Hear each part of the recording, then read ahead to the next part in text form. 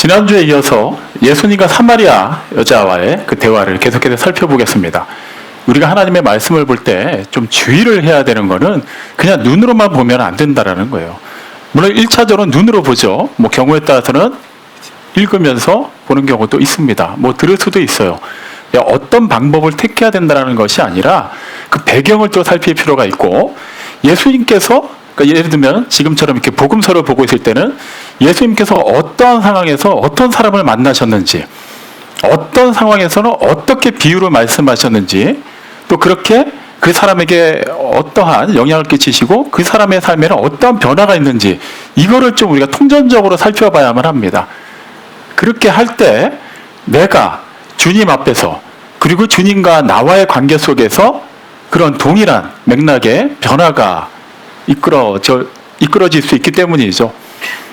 사마리아 여자, 그냥 막연하게 유대인들 사이에서도 이렇게 천시받는 사마리아인 중에서도 또 여자였고, 예수님을 어쨌거나 유대인이고, 그런 그 당시의 배경을 바탕으로 해서만 살펴볼 것이 아니라 굳이 왜 사마리아까지 들어가셔야만 했고, 그곳에서 하필 왜 이렇게 사연이 많은 여자를 만나셔야만 했는지, 그 여자에게는 어떤 필요가 있었는지를 오늘 말씀을 통해서 더 자세히 살펴보고 우리에게도 적용해 보고자 합니다.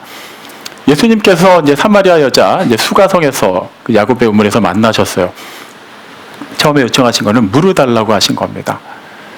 이미 우리가 2주에 걸쳐 살펴봤듯이 유대인인 사마리아인과 상대한다는 것, 그 와중에 대화를 하고 심지어 물을 달라 함으로 접촉을 하겠다는 것은 상당히 금기되는 거였습니다. 그런데도 예수님이 그것을 다 깨시면서까지 사마리아 여자와 대화를 시작하시죠. 당연히 반대편에 있는 사마리아 여자도 그 상황이 영 낯설기만 합니다. 좀 충격적인 거죠. 유대인들은, 우리 사마리아인들을 굉장히 무시하는데 이 사람은 겁도 없이 우리 동네에 들어와서 빨리 지나가는 것도 아니고 사마리아 여자인 나에게 말을 거는데, 그것도 물까지 달라고 하니까 보통 사람은 일단 아니에요. 그래서 처음에 예수님이 나에게 물을 달라고 했을 때 여자가 보인 반응은 뭐였죠? 아니, 당신은 유대인인데 어떻게 나 같은 사마리아 여자에게 물을 달라 하십니까? 어찌하여? 일단 물음표를 하나 찍었어요.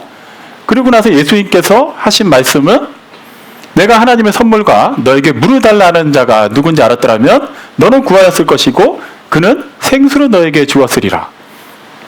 갑자기 내용이 확 바뀝니다. 물을 달라고 했다가 이번에는 네가 구하기만 하면 내가 물을 줄 것이다 라고 얘기해요. 일단 사마리아 여자 입장에서 한번 생각을 해볼게요. 유대인 남자, 지금 접촉해서도 안 되고 말을 해서도 안 돼요. 그리고 가뜩이나 자기는 가장 더운 12시에 남들 시선을 피해서 그 무거운 항아리 들고 물을 뜨러 왔습니다. 지금 몸과 마음이 많이 지쳐 있어요. 그 와중에 같은 사마리아 남자도 아닌 유대인 남자가 말을 걸어오기 때문에 아무리 그 시간에 사람들이 드물다 할지라도 멀리서 누군가가 그 광경을 보게 되면 나중에 그게 또 동네에 소문이 나겠죠. 가뜩이나 사연이 많은 여자인데 그런 안 좋은 소문이 하나 더 추가가 돼서 좋을 게 하나도 없습니다. 빨리 지금 물만 떠서 가고 싶은데 예수님이 물을 달라고 해요. 처음에는 이렇게 여길 수도 있어요. 그래, 이 유대인 남자가 갈증이 날 수 있겠다. 지금 이 시간에 그럴 수 있겠다. 그러니까 이해는 할 수 있는데 그 상황에서 대번에 또 입장을 바꾸죠. 너가 구하기만 하면 내가 생수로 주었을 텐데, 이 사람 도대체 뭐지? 그냥 그렇게 그냥 무시하고 넘어갈 수도 있는데, 사마리아 여자 입장에서는 뭔가 귀가 번뜩하는 단어가 들린 거예요. 예수님께서 그녀에게 말씀하실 때 하나님의 선물과 라고 표현하셨다는 거죠. 사마리아인, 그들은 비록 이교도들과 혼합을 하여 살면서 그렇게 역사가 형성되다 보니까 그들의 신앙심도 변질이 됐어요. 원래 유일신 여호와 하나님을 섬기던 민족이었지만 그들에겐 또 다양한 다른 이방신들의 사상이 혼합이 된 상태에서 하나님을 믿고 있었죠. 그래도 어쨌거나 그들은 하나님을 믿고 있었습니다. 물론 이제 바로 된 이미지의 하나님은 아니었지만 말이죠.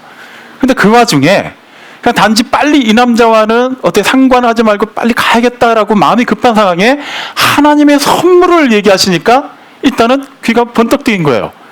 그리고 나서 오늘 우리가 읽은 본문 요한복음 4장 11절 말씀이 이제 시작이 되는 겁니다. 그녀가 하는 말이 뭐였죠? 주여, 지금 물기를 그릇도 없고 이 우물은 깊은데 어디서 물을 구하시겠습니까? 근데 여기서 우리가 좀 주목해서 봐야 되는 것은 그녀가 예수님을 가리켜서 주여라고 했다라는 거예요. 예수님께서 처음에 그녀에게 물 좀 달라라고 얘기했을 때는 당신은 유대인인데 라고 하면서 당신이라고 표현했어요. 근데 지금은 주여, 어디서, 여전히 물음표는 찍고 있는데 호칭이 달라졌습니다. 근데 우리말 주로 번역된 헬라어 퀴리오스는 주, 구주, 주인이라는 의미도 있지만 선생이라는 의미도 있어요. 과연 그녀가 지금 예수님을 우리가 인정하고 우리가 고백하듯이 주님이라고, 그리스도라고 인정하고 고백하는 걸까요? 아니면 선생이라고 표현하는 걸까요? 그 다음에 이어지는 말을 보면 우리가 알 수 있습니다. 이 우물은 우리 조상 야곱이 우리에게 준 겁니다.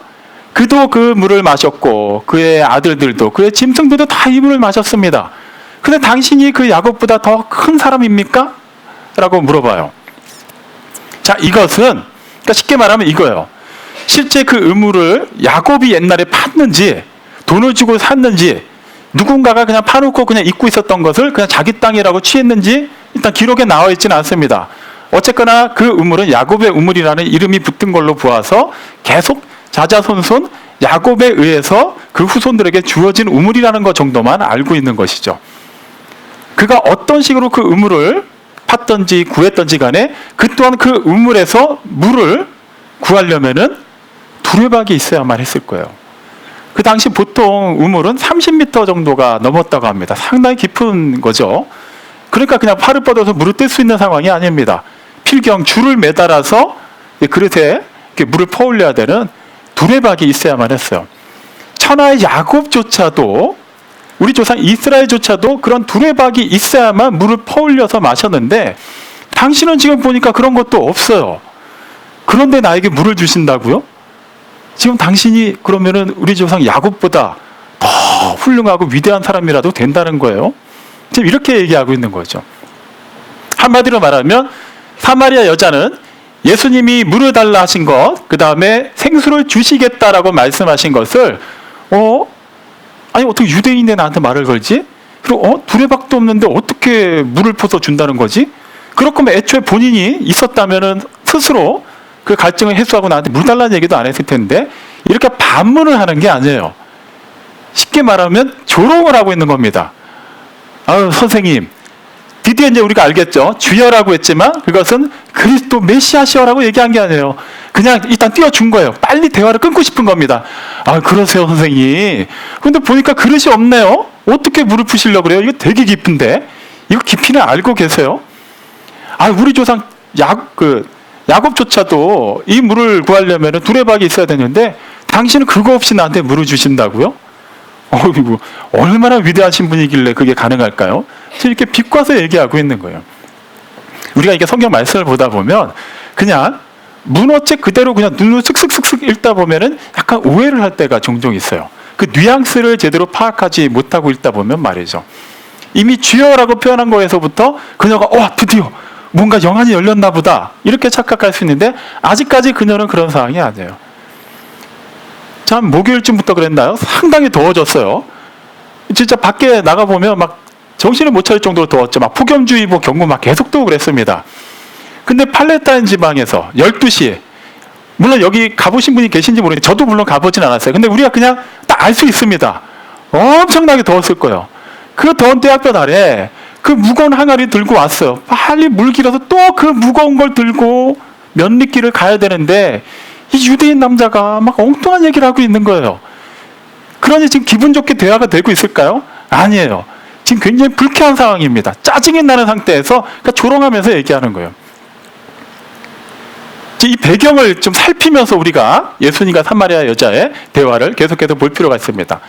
좀 더 유연하게 이해하기 위해서 예를 하나 들어볼게요. 어떤 아이가 일기를 썼어요. 근데 일기 한 부분의 내용이 이렇다고 쳐보겠습니다. 나는 학교를 마치고 친구들과 우리 집에 와서 놀았다. 근데 마침 어머니께서 장을 보고 들어오시다가 우리를 보셨다. 그리고 우리에게 잘한다고 말씀하셨다. 자, 이렇게만 기록이 되어 있다고 하면 우리는 구체적으로 그 어머니께서 그 일기 쓰는 아이, 그리고 그 친구들에게 무엇을 잘했다고 칭찬하는 건지 정확하게 이해할 수 없어요. 근데 만약에 그 배경의 내용이 이렇다고 해보겠습니다. 기말고사 기간이고 그 일기 쓴 날을 기준으로 다음 날에는 가장 중요한 과목들의 시험을 치러야만 합니다. 근데 아이들이 이제 일단은 공부하자 하고 오긴 왔는데 집에 어머니가 안 계신 거예요. 야, 우리 좀 놀자. 그래서 각자 스마트폰 꺼내서 막 게임하고 있는 거예요. 그렇게 몇 시간이 흘러간 겁니다. 아이는 그런 거 싹 딱 빼먹고 쓰는 거죠. 그 어머니가 딱 오셨어요. 근데 그 광경을 보고 잘한다라고 얘기하셨다면 무슨 뜻이에요? 잘한다? 진짜 칭찬하는 거예요? 어이구, 점수 몇 점 나왔어? 레벨 얼마나 올라가니? 그거 물어보는 게 아니죠. 책망하고 있는 거예요. 지금 여자도 주여라고 표현하고 어디서 물을 기르실 거예요? 그릇도 없는데 그냥 반문하는 게 아니에요. 아우, 이 사람 뭐지? 야, 빨리 좀 대화를 끝나야겠다. 아, 그래요, 알았어요. 내가 선생님 취급은 해드릴 테니까 그냥 빨리 좀 가세요.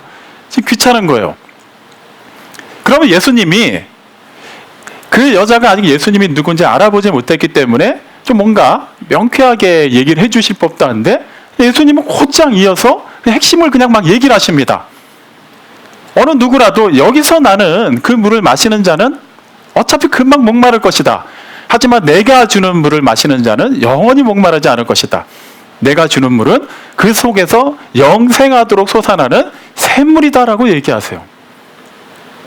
지금 예수님은 자신을 가리켜서 샘이라고 얘기하시는 거예요. 솟아나는 물, 생수의 근원이라고 얘기하시고 예수님을 통해서 나오는 그 샘물을 마시는 자마다 영생을 얻게 된다고 말씀하시는 거예요. 지금 이제 그럼 우리는 이제 이해를 하는 거죠. 예수님께서 처음에 사마리아 여자에게 대화를 시작하실 때 말씀하신 그 하나님의 선물, 그리고 이 샘물이 무엇을 의미하는지 말이죠.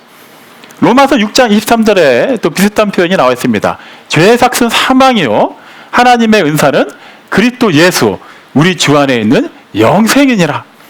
하나님의 은사 곧 하나님의 선물은 그리스도 예수로 말미암아 우리에게 주어지는 영생이라고 말씀하고 있죠. 이미 우리가 살펴봤습니다. 그리고 뭐 다른 성경 구절 다 까먹어도 우리가 유일하게 외울 수 있다고 자신할 수 있는 게 뭐죠? 요한복음 3장 16절이죠. 다 같이 한번 외워볼까요?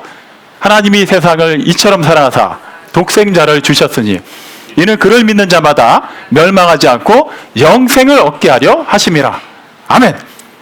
자, 그를 믿는 자, 생수의 근원이 되시는 그분을 믿고 그분께 나아와서 그분의 말씀을 그대로 받아들인 자, 그 샘물을 마시는 자, 그 물에 대해서 전혀 오해하지 않고 비위생적으로 여기지 않고 그 성분에 대해서 조사하지 않고 그대로 믿고 마시는 자에게는 하나님께서 영생을 주신다고 말씀하신 거예요. 지금 예수님은 지금 핵심을 계속 얘기하고 계세요. 그랬더니 사마리아 여자가 어떻게 반응을 하나요?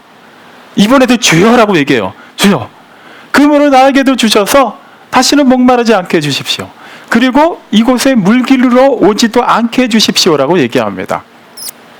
여전히 주여라고 얘기하지만 그녀는 예수님을 알아본 겁니까? 아니에요.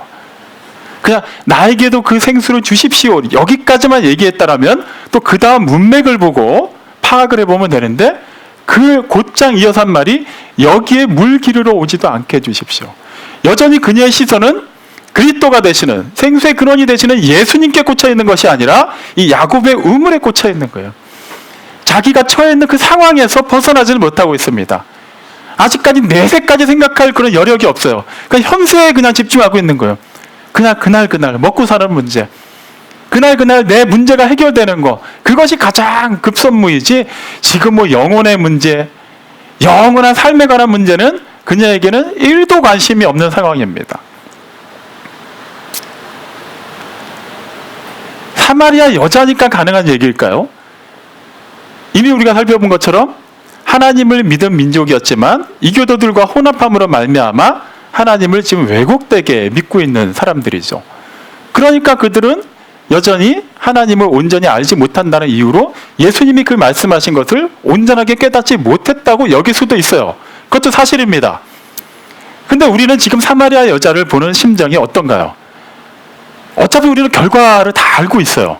그렇기 때문에 왜 저렇게 못 알아듣지? 이쯤 되면 좀 알아들어야 되는데 라고 생각할 수도 있고, 그래, 내가 사마리아 여자였어도 무슨 말인지 하나도 이해 못했겠다. 그럴 수도 있어요.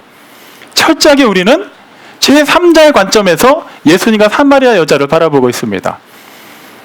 하지만 부득불 사도 요한이 이 내용을 기록해서 그 유명한 니고데모와의 만남 이후에 요한복음 4장을 시작하는 내용으로 우리에게 또 전하고 있는 이유가 있습니다. 그 사마리아 여자를 통해서 우리의 모습을 발견하기를 원하는 거죠. 그것이 하나님의 뜻입니다. 우리는 일단 얘기가 다르잖아요. 우리는 지금 이교도도 아니고 하나님을 안 믿는 사람들도 아니고 어쨌거나 우리도 어쩔 수 없는 현세적인 문제를 고민하는 건 사실이지만 그래도 우리는 하나님을 믿고 있지 않습니까? 우리는 좀 다른 부류 같은데요. 굳이 따지자면 지금 사마리아에 같이 들어갔지만 마을로 뭐 이렇게 먹을 걸 사러 들어간 제자들이 우리랑 비슷하다고 치는 게 더 어울리겠습니다. 우리는 약간 그런 심정으로 지금 바라볼 수도 있습니다. 과연 그럴까요? 비록 우리의 몸은 이곳에 나와서 예배를 드리고 있지만 우리 스스로에게 하나님 앞에서 솔직하게 물어봐야만 합니다. 나는 지금 예배자로 이 자리에 와 있는지 아니면 그냥 단지 설교를 듣는 사람으로만 와 있는지 말이죠.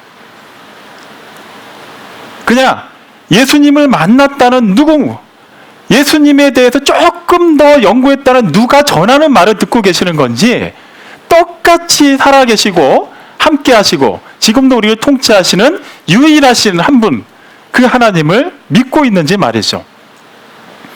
여전히 우리의 시선은 이곳에 와 있는데도 불구하고 지금도 우리 나중에 가서 해결해야 될 집안일, 직장일, 우리 가족에 관련된 여러 가지 문제들, 그것으로 지금 이 시간에 가득 차 있다면 우리 또한 예수님께서 사마리아 여인에게 하시는 말씀을 자세히 살펴보며 받아들여야만 합니다. 사마리아 여자, 여전히 좀 답답하게 지금 막 이해를 못하고 있어요. 어찌하여 나에게 물을 달라 하십니까? 어디서 물을 구하겠습니까? 지금 그녀는 우물에만 꽂혀서 그 생수의 근원이 앞에 있는데도 지금 딴 얘기를 계속하고 있어요. 이쯤 되면은 좀 눈치를 챌 법도 한데 눈치를 못 채요. 그 예수님도 어떻게 보면 좀 답답하게 보일 수 있어요. 아니 그냥 그렇게만 얘기하지 마시고 확실하게 그녀 수준에서 이해할 수 있게 말씀을 하시던지 아니면 그녀의 눈을 확 열어주셔가지고 당신이 그리스도시군요 이렇게 좀 고백하게 하시면 대화가 빨리빨리 진행될 것 같은데 왜 굳이 이렇게 답답하게 못 알아듣는데도 계속 핵심만 얘기하실까? 우리도 신앙생활하면서 이런 맥락으로 하나님을 이해하려고 할 때가 많아요. 그냥 기도하지 않아도 그냥 알아서 좀 잘 되게 해주셨으면 좋겠다. 그냥 내가 그냥 기도 딱 한 번만 까짓 그냥 식기도 할 때 평소보다 몇 초 더 길게 할 테니까 그걸로 좀 다 건강하게 해줬으면 좋겠다. 그냥 좀 여유롭게 살게 해주셨으면 좋겠다. 만약에 정말로 하나님께서 그렇게 하신다면 과연 그게 우리에게 복이 될까요? 그런 식으로 따지자면 이 세상에 하나님 안 믿을 사람은 아무도 없겠죠. 근데 문제가 생겨요. 우리에게 해결돼야 되는 그 문제가 해결되지 않은 채 그 다음 단계로 넘어가 버리면 그건 우리에게 화가 돼버립니다. 아무리 뛰어난 운동선수라 할지라도 그가 우리 일반인들보다는 몇 배나 더 그 분야에 그런 좋은 기록을 낼 수 있다 하더라도 시합을 앞서서는 워밍업을 해야 됩니다. 몸을 풀어야 돼요. 그리고 또 준비가 돼 있어야만 합니다. 그렇지 않은 상태에서 곧장 뛰거나 곧장 수영을 하거나 곧장 공을 던지면 몸을 다치게 돼 있어요. 우리도 마찬가지예요. 하나님의 복을 받으려면 그 복을 받을 만한 준비가 되어 있어야 돼요. 그렇지 않은 상태에서 그냥 그냥 알아서 좀 다 해주셨으면. 주로 좀 이렇게 장성한 상태에서 본인이 학창시절에 공부를 좀 제대로 안 한 걸 후회하는 사람들이 공통적으로 하는 얘기가 있어요. 그때 우리 부모님이 나를 조금 더 혼내서라도, 내가 그렇게 공부 안 한다고 해도 더 혼내서라도 시키셨다면, 억지로라도 학교를 보내셨다면, 학원을 보내셨다면 어땠을까? 자, 이제 부모의 심정으로 우리가 자식이 그렇게 얘기한다고 해볼게요. 어떤 기분이 들까요? 할 만큼 했어. 진짜 할 만큼 했는데 네가 그 수준에서 이해를 못했어. 받아들이진 않았어. 그래도 나는 할 만큼 했어요. 물론 모든 부모가 그렇다고 말은 못하지만 어쨌거나 부모의 심정은 그렇다라는 거예요. 하나님께서도 우리를 그렇게 기계적으로 그냥 아무것도 모르고 있는 상태에서 갑자기 하나씩 빵 빵빵 그냥 기계적으로 알려주셔가지고 우리가 어떠한 그런 순차적인 단계 없이 그냥 한 단계 한 단계씩 그냥 그렇게 뛰어 올라가게 하지 않으세요. 그러면 하나님의 은혜를 알 수가 없습니다. 하나님께서 나와 동행하심으로 이루어지는 이 모든 것이 얼마나 귀한 것인지를 알지 못해요. 아까 우리가 대표기도 때도 들었죠. 그냥 우리가 이렇게 숨 쉬는 거, 움직이는 거, 말하는 거, 사고하는 거, 행동하는 것이 지극히 당연한 것처럼 우리는 여기고 살아요. 하지만 조금이라도 아파볼 때, 조금이라도 내 주변에 아픈 사람이 있는 것을 가까이서 지켜볼 때 우리는 그나마 이렇게라도 움직이고 호흡할 수 있는 게 얼마나 감사한지를 알게 됩니다. 그냥 그런 과정을 거치지 않는다면 우리는 그냥 지극히 그냥 당연한 줄로만 알아요. 그렇게 되면 어떤 일이 벌어질까요? 하나님께 감사할 수가 없게 돼요. 이걸 내가 잘나들게 된 거예요. 태어났더니 나는 원래 이렇게 잘 되게 태어난 거예요. 내가 알아서 잘 살면 되는 겁니다. 그쯤 되면 우리가 하나님을 찾을까요? 안 찾습니다. 사마리아 여자가 지금 우물에 왜 물을 들어왔죠? 물이 없으니까요. 갈증이 나니까요. 그 지역은 물이 없으면 살 수가 없는 지역이에요. 물론 뭐 다른 지역도 마찬가지입니다만, 그러니까 그녀는 당장 그녀의 필요를 채우기 위해서 물을 들어온 겁니다. 그런데 하필이면은 그 무거운 항아리를 가장 더운 시간 사람들의 눈을 피해서 들어올 수밖에 없는 사연이 있었어요. 자, 이제 그걸 살펴보겠습니다. 여전히 그녀가 이해를 못합니다. 그러니까 예수님께서 이제는 화제를 아예 바꾸시는 게 아니라 완전히 뒤집어 엎어서 얘기를 하세요. 가서 너의 남편을 데리고 와라. 지금 물 얘기를 하다가 너무 상관없는 얘기를 하세요. 근데 그 대화는 의외로 좀 빨리 끝납니다. 뭐 그냥 반문을 하지도 않고 조롱을 하지도 않아요. 저에게 남편이 없습니다. 딱 잘라 얘기해요. 보통 그런 경우는 둘 중에 하나예요. 진짜 결혼을 한 번도 한 적이 없어서 남편이 없기 때문에 나는 뭐 처녀인데 뭐 생뚱맞게 그런 얘기 하시지? 그 얘기는 지금 할 필요가 없네요 하고 그냥 끊는 경우 아니면 남편이 있기는 있어요. 있었던지 있던지. 하지만 굳이 그 얘기를 꺼내고 싶지가 않은 거예요. 그러니까 그냥 딱 끊어서 그 얘기는 하고 싶지 않습니다. 그만하세요라고 자기의 지금 상태를 표명하는 것이죠. 그랬더니 예수님께서 뭐라고 얘기하시나요? 그래, 내가 남편이 없다고 하는 그 말이 옳다. 맞아, 그건 사실이야. 너에게 남편 5이 있었어. 그리고 지금 그자도 내 남편이 아니지. 그러니까 너에게 남편이 없다는 그 말이 참되도다라고 얘기하세요. 그러자 그녀가 그걸 듣고 뭐라고 반응하나요? 주여, 내가 보니 선지자로소이다. 뭐예요? 인정한 거예요. 정확하게 봤다라고 얘기한 겁니다.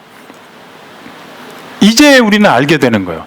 그녀가 왜 굳이 그 더운 시간을 택해서 사람들의 시선을 피해서 우물에 나왔는지 말이죠. 5명의 남편이 있었어요. 완료형입니다. 과거 완료형이에요. 그러니까 이미 끝난 얘기예요. 사별을 했는지 이혼을 했는지 어떠한 사연에 대해서도 나오진 않습니다. 어쨌거나 5명의 남자와 결혼을 했었던 건 사실이에요. 근데 지금 그 남자는 내연남입니다. 실제 결혼한 것도 아니에요.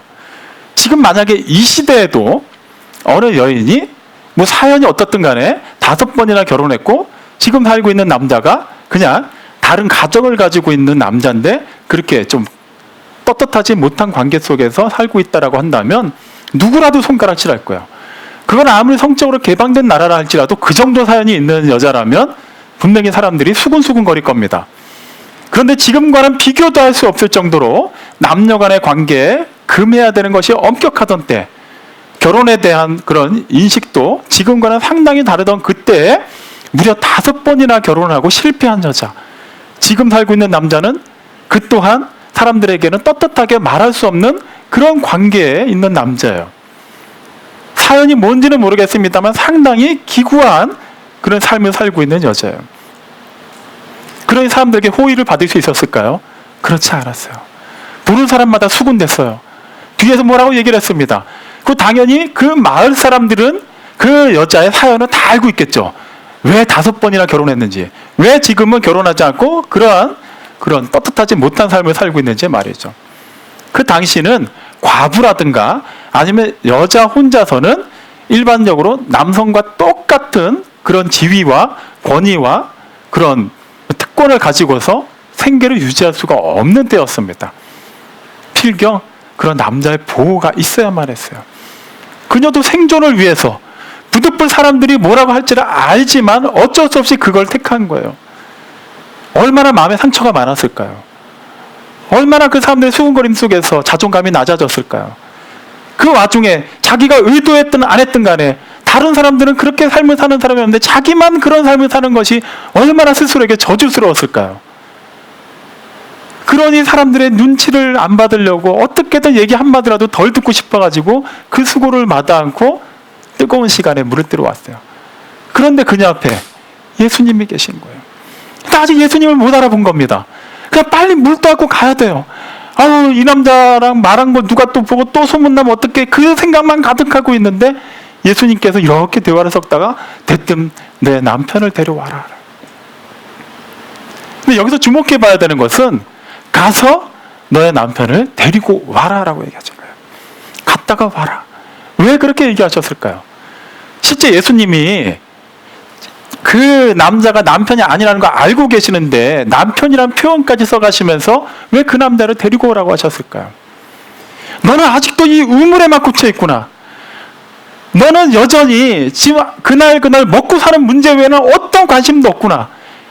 너가 앞으로 몇십 년을 살지는 너는 그걸 또 알지도 못하면서 그 몇 년 사는 거 그거에만 목숨을 걸고 아둥바둥하고 있구나. 그 이후에 영원한 삶에 대해서는 전혀 고민이 없구나. 그렇다면 너는 잠시 이 우물을 떠나라. 여기 있는 순간은 너는 여전히 그 물 떠야 된다는 것, 나와의 대화 속에서 그냥 어떻게든 그 물과 관련된 그 이상의 것을 생각을 못하기 때문에 가라. 그래서 너의 현실을 좀 직시해봐라라고 얘기한 거예요. 지금 실제 너가 처해 있는 상황이 어떤 상황이냐, 너에게 가장 필요한 것이 무엇이냐, 너에게 가장 요구되어지는 것이 무엇인지를 한번 생각해 봐라라는 거예요. 좀 전까지 너는 물이었다. 빨리 물 떠갖고 가는 것밖에 아무 생각이 없었다. 하지만 너에게 필요한 것은 하루하루에 물 뜨는 것도 필요하지만 지금 살아있을 때 너의 그 영원한 목마름을 해결해 주는 것, 그 문제를 해결해야만 된다라고 얘기해요. 누가복음 16장 19절 이하에 보면 예수님이 말씀하신 비유 중에 그 유명한 비유, 부자와 거지 나사로의 얘기가 나오죠. 부자는 호의호식하고 살다가 이제 세상을 떠났을 때 음부에서 이제 거하게 됩니다. 근데 눈을 뜨러 보니까 그 거지 나사로도 죽어서 그곳에 왔는데 똑같은 음부가 아니에요. 아브라함의 품 안에 안겨져 있는 거예요. 그 상황에서 부자가 처음에 요구한 거는 딱 하나예요. 저 나사로의 손가락 끝에 물 좀 적지 않고 내 혀를 서늘하게 해주십시오. 물 몇 방울 좀 달라는 거예요. 영원한 목마름, 영원한 갈증이 해결되는 게 이렇게 중요한 겁니다. 단지 그냥 갈증 좀 오래 가나 보다, 힘들겠다가 아니에요. 영원한 멸망의 형벌 가운데 빠지는 거예요. 그 문제를 해결할 생각을 하지 않고 그냥 그거는 어떻게 되겠지, 실제 있기는 할까 하면서 지금 당장 목마른 것만 해결하려고 하고 있는 겁니다. 예수님이 사마리아 여자에게 그것을 물어보신 것은 또한 우리에게도 동일하게 묻고 계시는 거예요. 너희가 지금 샘에 나와 있지 않느냐. 그런데 거기서 계속 솟고 있는 샘물을 마실 생각을 하지 않고 왜 자꾸 다른 것을 고민하고 다른 것을 구하고 있느냐라는 거예요. 나를 추구하지 않고 왜 바로 내가 너희 앞에 있는데도 불구하고 너희는 그 앞에 온 것으로만 만족하고 자꾸 다른 것에 목을 메고 있냐라는 거예요. 지난주에 이제 금요기도회로 오기 위해서 저희 집에서 이제 그 집 근처에 있는 지하철역으로 갈 때였습니다. 거의 다 달았을 때예요. 그래서 막 그 입구로 이제 내려가려고 하는데 그때가 이제 좀 사람들이 많이 왔다 갔다 하는 시간이었어요. 근데 어떤 분이 자전거를 타고 지나가시면서 갑자기 빽 소리를 내고 가신 거예요. 그분이 이제 확성기 같은 걸 메고 이제 마이크 같은 걸 입에 대고 얘기하셨는데 오랜만에 듣는 말이었습니다. 예수 전다! 불신지요! 하고 휙 지나가셨어요. 목사로서 당연히 그 메시지는 굉장히 감동적이었습니다만 깜짝 놀랐어요. 정말 저도 그냥 이렇게 아무 생각 없이 내려가다가 이렇게 놀랐어요. 진짜. 근데 저만 놀란 게 아니에요. 거기 오가는 많은 사람들이 정말 거의 동시에 놀랐어요. 대로변이나 차들 소리도 시끄러운데 그거는 그냥 애교였습니다. 지금도 제 머릿속에서 막 왔다 갔다 해요. 예수 전다! 막 그 소리가 왔다 갔다 해요.